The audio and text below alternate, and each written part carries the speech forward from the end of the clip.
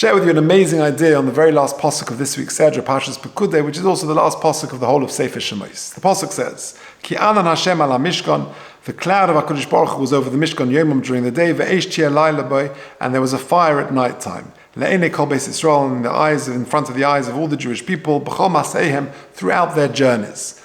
Says Rashi, not only when they were journeying, when they were traveling, did they have this cloud over them, but also when they were stationary.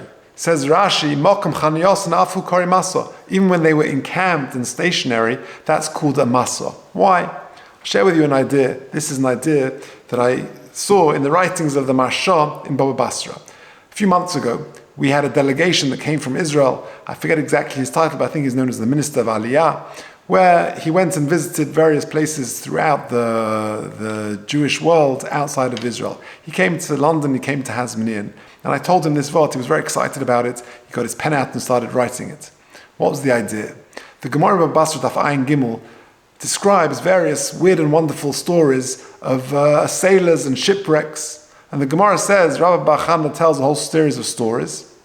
And the book, The Juggler and the King, is based on these Gemaras. The Gemara says that Rabbi Bachana came, once he was on a ship, and he came to dry land.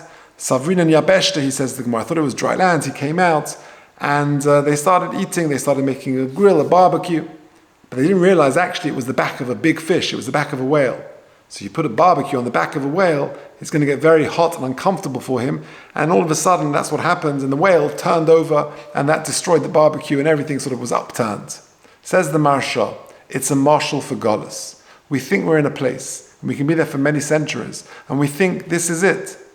But ultimately, until Moshiach comes and we all go to Eretz Yisrael, we are still on a journey. We can be encamped, but we're still described as being on a journey until we get to our final destination.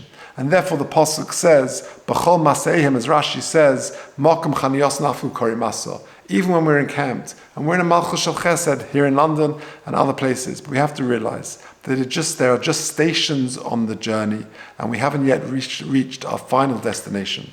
In Mitzvah Hashem, we should all get there. Bekar of Mamish, HaKadosh Baruch Hu should send brachas and Yeshuas for the whole of the Jewish people, and ultimately we should get to our destination, Bekarov, in the very near future.